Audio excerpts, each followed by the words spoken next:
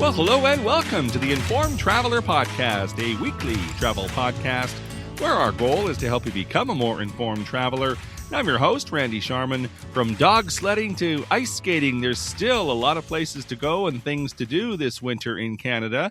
So in a few seconds, travel expert Onanta Forbes will join me to share some unique winter experiences across the country. And we often talk about travel insurance on the podcast, but usually don't discuss the various travel insurance coverage offered by credit cards. So Patrick Sojka from Rewards Canada will be joining us for his monthly visit this week to talk about travel insurance offered through your credit card. But first, let's kick things off chatting with travel expert Onanta Forbes, who joins us each week to discuss some of the travel news and travel trends. You can follow her adventures on Instagram, Facebook, and X at Onanta Forbes. OnantaForbes.com is her website. Hello, Onanta. How are you? I'm well, thank you. Now, if you believe the groundhogs, some say that there's 6 more weeks of winter. Some say we're going to get an early spring. I guess it depends on where you are and how much you believe in groundhogs. But we still, either way, by the calendar, have a few more weeks of winter. So there's still some time to do some winter activities. So I thought it'd be fun to go through some of the wintertime activities that are still available if you've been housebound all winter. So yeah, and you know, it's interesting because for us, you know, sometimes winter in Canada is something that we endure. Like we talk about, minus 15 doesn't sound that bad, does it? And you know, the snowfall totals and all that. Yeah. But, you know, people from all over the world come here for our winter. And it's not just one place. It's many places throughout our great land.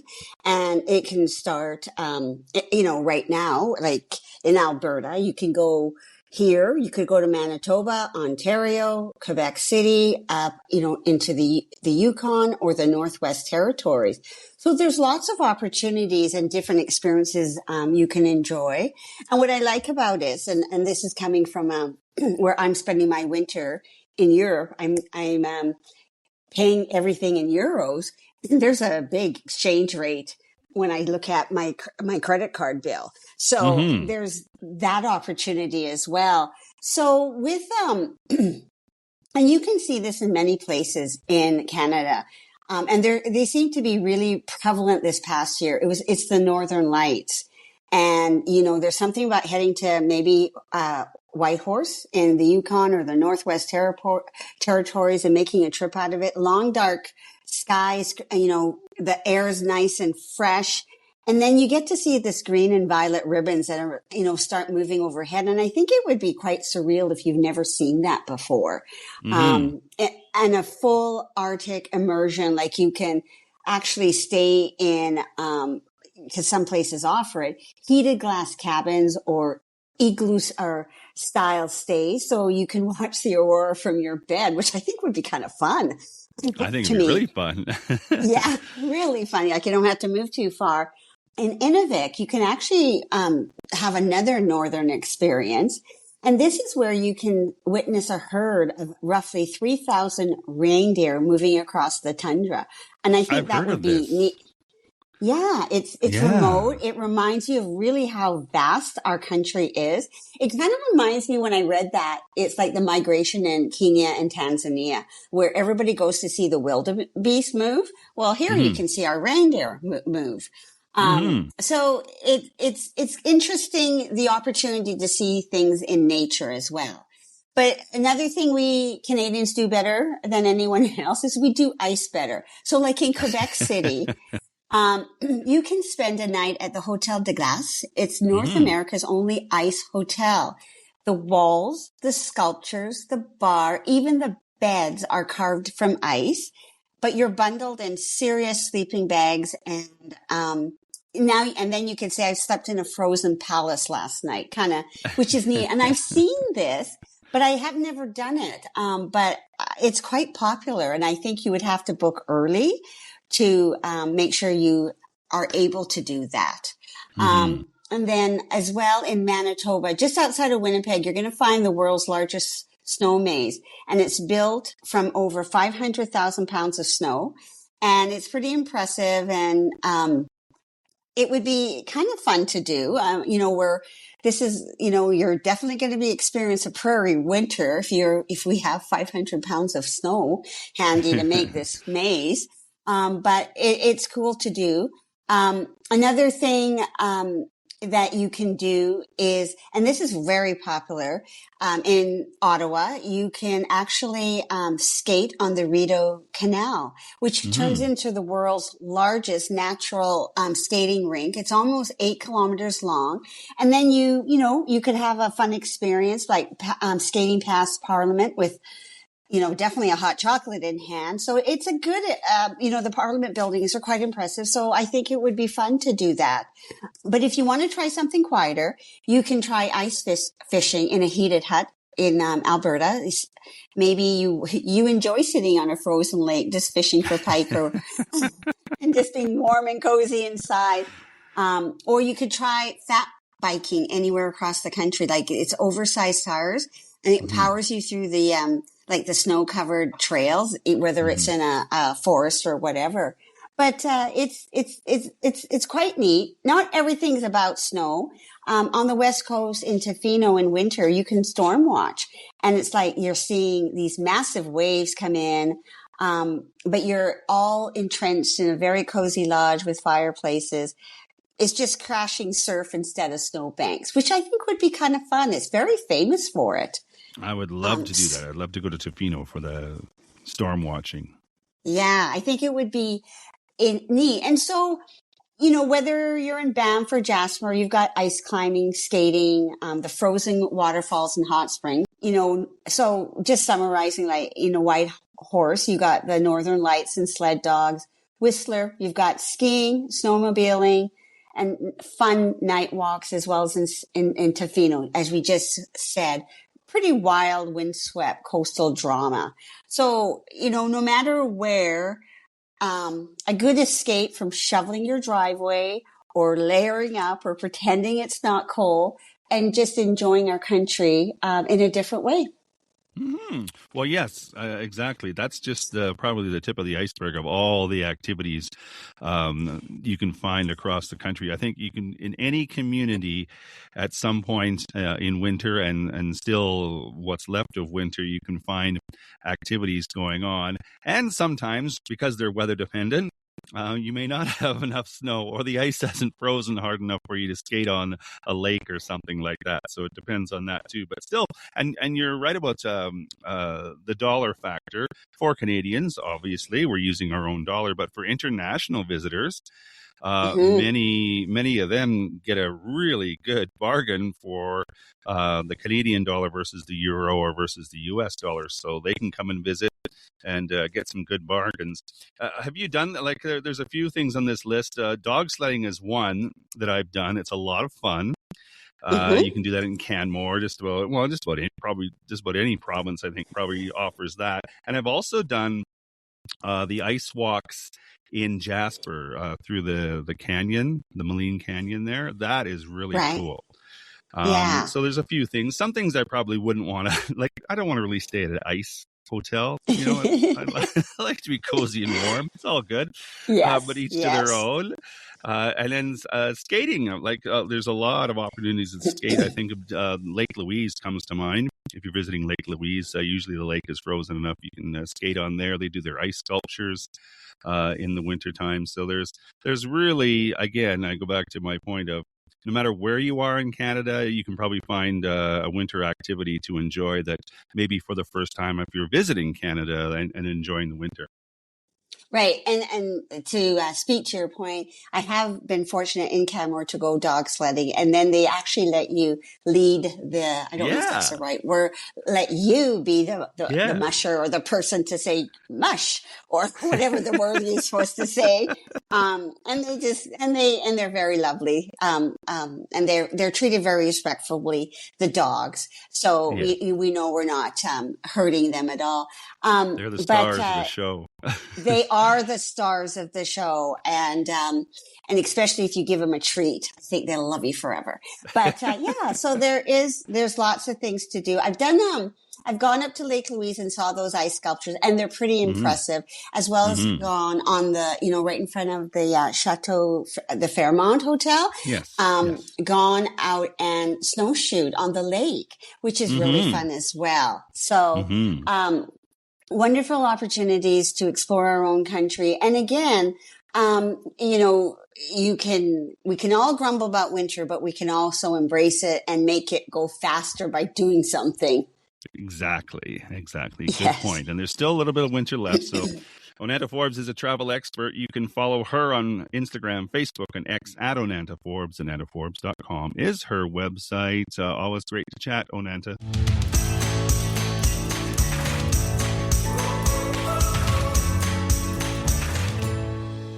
This is the Informed Traveler Podcast. I'm Randy Sharman. Just want to remind you of our website, theinformedtraveler.org. That's where you can find our contact page if you have any questions or comments about the podcast. You can also email me, too, with any questions you might have or any show segment ideas. My email address is randy@theinformedtraveler.org. And you can check out our social media pages, too, at facebook.com/informedtraveler, Instagram at informedtraveler, or on X at informed Traveler. That's where you'll find a number of videos and reels from our adventures throughout the year and audio clips from our past shows. Plus, you can sign up for our monthly newsletter, too. It's released at the beginning of every month. Our February issue is available now. Just go to our website, theinformedtraveler.org, click on the newsletter button, and it'll take you right there. Or better yet, you can subscribe to it and have it arrive in your inbox each month. Well, we often talk about travel insurance on our podcast, but usually don't discuss the various travel insurance coverage offered by credit cards. So Patrick Sojka from Rewards Canada joins us now to talk about the various travel insurance coverage offered by credit cards. His website is rewardscanada.ca. Hi, Patrick. Hi, Randy. Thanks for having me back on. Let's talk about travel insurance coverage through your credit card. And it's, to me, it's a very, very complicated sort of a lot of language, a lot of legalese. So hopefully we can kind of simplify this. Let's start. Well, there's two types of travel insurance. There's your medical coverage, and then there's trip interruption cancellations. So let's start with trip interruption cancellation first. And in general, the narrative, anyways, that I seem to hear all the time is that the coverage that you have or you get through your credit card isn't as good as if you had separate coverage. Is that true, or is that just sort of like the narrative by insurance companies? So you book extra.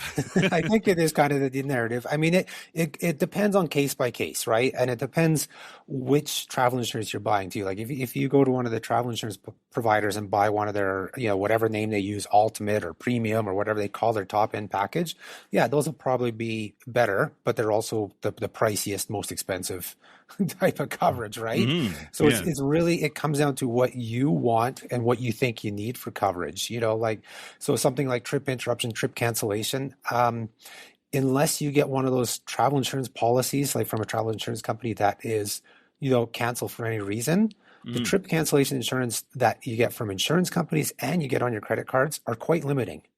I'll throw that out there. I mean, a lot of people talk about, it's so good to have trip cancellation on your credit card. And having that coverage there is good. But when you look at the terms and conditions, they're very specific to what reasons you can cancel your trip for. And there's not a lot. It's pretty much like a death or a sickness in the family, being called for jury duty.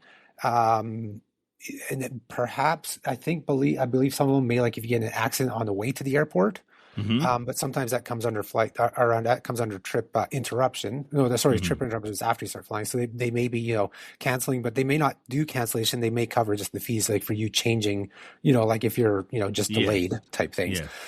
So these are all things you have to look into. And that's all. And a lot of the, whether it's credit card or just straight from a travel insurance provider, trip cancellation can be very limiting. And there's even,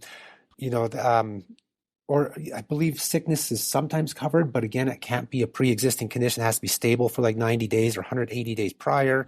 Yeah. So there's all these different caveats to it. And that's why unless you buy yourself like the most expensive travel insurance coverage, something like trip cancellation will kind of be the same between your credit card and, your travel insurance. Mm-hmm. What about trip interruption? Now we're on our vacation. Yes. And I don't know, flight gets delayed, flight gets canceled, or something happens. Yeah. And your trip is interrupted. Is it much different there? I think those are very similar. I haven't done a deep dive and compared them, but from what I have seen, they're very similar. Basically, so if something happens during your trip, same thing. If somebody, maybe you're in the middle of a trip and a family member passes away back home, and you have to fly back, that's considered, an interruption to your trip, or anything that can interrupt your trip where you need to change your originally planned return, or maybe another flight, if you're doing multiple flights during a trip, things like that. I believe the coverage again is very similar between them. What you have to look at here is what is, the value of coverage, and this varies, and this is on all coverages across a lot of credit cards. Yes, is some will cover $1,500 per person up to $5,000 total per reservation. Some will cover $5,000 per person up to $25,000 in trip interruption for everybody traveling together. So it's really that's something you have to look at too, and having some or all is great. I mean, it's better than not having any coverage, right? True. But yeah, ultimately you just hope that none of this ever happens, but it's good to have that coverage. And I think for most people, your trip interruption on your credit card will cover this all. Now, what I'm going to say about the caveat here about a lot of these coverages on your credit card is the requirement that you need to be paying a certain percentage of the trip on your credit card. That was my next question. Do you have to use your credit card to get coverage? And I would assume that you do. Yeah, right? For some of them, for sure. For trip cancellation, trip interruption, depending on the card, it may be 75% covered, or some are just a portion. So like, there's a couple favorites out there where, like, if you're booking with points, that you use a card out there for the taxes and fees, and then it'll cover that points thing. You won't get your points back, but it'll cover fees that are charged, like if you need to change your flights, like cancellation fees or rebooking fees, things like that, they would cover those type of things. But again, a lot of credit cards also, if you're booking with points of that program, so like say if you use an Air Canada Aeroplan credit card, when you use your Aeroplan points with that credit card, you're covered. BMO rewards, if you redeem your BMO rewards points and you pay for the whatever remaining part of your trip is on on your BMO card, you're covered. And it also varies per what you're paying for. Some cards out there, very few now, said that you have to book your entire trip. Whereas, if it's flights, your flights are covered by one card, and you put a hotel on a different card, your hotel should be covered by that other card. Yeah. So again, it's best to read the terms and conditions, with over 200 cards out there and probably 100 to 150, I'd say at least 100 of them have travel insurance. It's really good to make note of, your coverage and what you have before you book any travel, so that what you might be in store if something happens. For sure. And I would assume the same sort of idea goes for medical insurance, right? You have certain coverages, certain things that aren't covered, and yes, that sort of thing. Yeah. The good news with medical coverage with most cards is that those come automatic. You don't actually have to book the trip on those cards, so you're covered. But they will vary in terms of age coverage, duration of coverage. Again, here's like how long your medical condition has to be stable. Like if it's an existing condition that causes your emergency medical coverage. So these are some things you have to look into. It can be 90 to 180 days. Some have required a whole year of stability, especially for those who are over 65. For those pre-existing conditions. But other emergencies are typically covered. But yeah, again, it comes down to, some cards will cover you for 31 days up to age 64. Once you hit 65, they may cover you for 10 days, or they may not cover you at all. There are a couple of cards out there that do better for the 65 plus crowd. And then you have some cards like let's do a deep dive here into a card that is often called the best insurance credit card in Canada. It's the National Bank World Elite Mastercard. Okay. And it has really good coverage. It's got like 60 days. I think it's 60 days of out of province medical coverage. Wow. Up to age, what is it? Sorry, I have it in front of me. I think up to age 54. Where is it here? Yeah, up to age 54, you have 60 days of coverage, so that's great. But they have a few caveats that other cars don't have. If you travel for 61 days, you are not covered at all. At all? At all. From day zero or day one of your travel, you're not covered. Whereas other cards, where they may cover you, maybe not 60 days, but say another card that has 48 days of coverage, you travel 49, they're going to cover you for those first 48 days, and you're taking just a risk on one day. Okay. So these are all things you have to be aware of. National Bank, love them for having excellent coverage, but they also have some of this, I can't say strictest, but just oddest policies in those coverage. Don't get sick on day 61. Yeah, exactly. So that's just something to be aware of. It's, So yeah, when somebody tells you that they have the best insurance coverage, make sure you read the policies to know, what you're being covered for. Mind you, like they cover you 31 days from age 60 to 64, 15 days for those 65 and over. So like the actual coverage periods are great, but you just have to be aware that if you're, with that card, you travel longer than that, you are not covered. Just know what you're getting into. I guess that's the biggest thing, right? Is pick up the phone, ask a lot of questions, and make sure you know what you're covered for. And if it doesn't suit what you need, then you can get extra insurance. Which leads me to my next question: can you have multiple policies?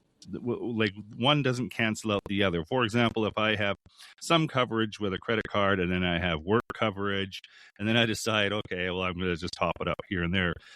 One doesn't cancel the other out. No, they don't cancel each other out, but they will. Some will state if you have some other primary coverage elsewhere, that is the first person you go to, and then they'll cover what is not covered by your primary coverage, if that makes sense. Hopefully, yes. Well, you got to start somewhere, right? Like who would you call first? Yeah, exactly. So no, they don't cancel each other out. A lot of people do buy, year-long travel insurance coverage. They still rely on their credit card insurance, but also have that year-long travel insurance. And a lot of times, if you are traveling even, maybe twice a year, sometimes those year-long packages are great to have because they're price-wise, they're not too bad. Yes. And you're covered for any extra trips you take in between and things like that. We used to buy one, this was a long time ago through my, I still have the Diners Club MasterCard. They would offer policy. It was cheap. It was like $100 a year and you'd be covered all year or something. Wow. Like it was so good, and that card itself really has decent insurance coverage to begin with. And then you just do this top off. And some of the credit cards too, like if you're only a once a year traveler and you don't want to buy extra travel insurance, when you're traveling, say longer than what your credit card offers, some of them offer top-ups. You can call them beforehand and say, you know what, I know you guys cover me for however so many days. We're going to be traveling 5 days past that. Can I top it off? And they will, sell you that. They honestly, they should all be doing that. Insurance is a big moneymaker for all of these companies. So I'm surprised some credit card companies don't offer top-ups. Because it's you're getting that peace of mind and they're getting the money, and hopefully it's a win-win for everybody. It is a win-win. 99 times out of 100, you're not going to use it. I used to have the year-long insurance when I worked on the cruise ships. And yes, because it was just easy to do, right? And it was relatively inexpensive. But for a whole year of coverage, it was great. Okay, so let's talk just briefly about car insurance. I'm sure it's the same sort of parameters. Read your policy, get know what you're covered for. Yes. And in general, is it good coverage? In general, it is. I mean, for most Canadian credit cards, they give you primary coverage. So you don't have to go to your insurance company first. You would find a lot of U.S. credit cards is not primary, where you have to use your own car insurance first and then, use the credit card. In Canada, majority are primary. So you don't even have to go to your own insurance. So you'll have no dings on your record if you get in an accident, things like that. Your insurance won't increase. The main things to be aware of with it's collision damage waiver. So one thing people need to know is not liability coverage. But most car rental companies, you can either buy that liability coverage or you can use your liability from your own policy as long as it's covered for rentals. most countries outside of North America, it's mandatory anyways in the rental. Like you travel to Europe and rent a car, liability insurance is always mandatory. You're paying for it in the car rental. Mm. So the coverage on credit cards is typically just collision damage waiver. So you're basically all it is covering damage to your rental car, basically. Okay. The biggest thing to be aware of is how long you're covered for. Most cards in Canada are 30 or 31 days or 48 days. But the biggest thing that's really come up in the last few years is the amount of a car that's covered. You'll find that all but one credit card in Canada cover only up to 65,000 Canadian dollars maximum, or like the manufactured suggested retail price, or 85,000, So is that depending on the replacement card. cost? I believe that's what the car would have been purchased for at the time of the rental car company buying it, but it's manufacturer suggested retail, not what they paid for it. So if they're getting a discount or, but where I'm going with this is car prices have just shot up a lot. Yes. It doesn't take a lot to get to a $65,000 car.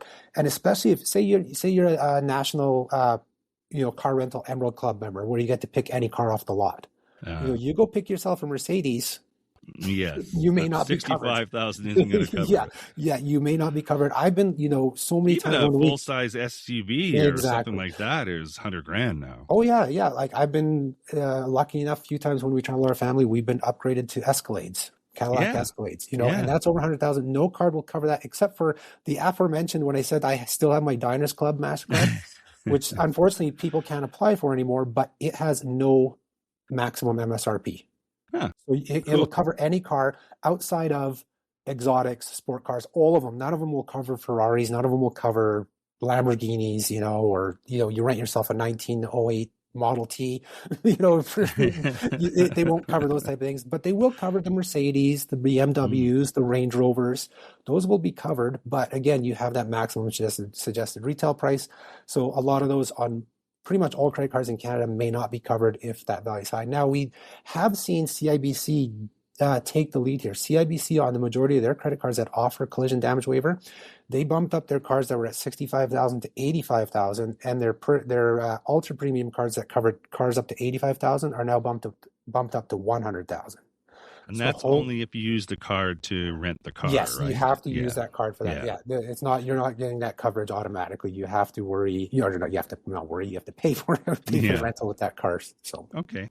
So now, without getting into too much personal information, what does Patrick do when he's traveling with his family for insurance? Yeah, so I mean, of course, we have our credit card insurance on our various cards. Like I said, Diners Club, that is my go-to for my car rentals.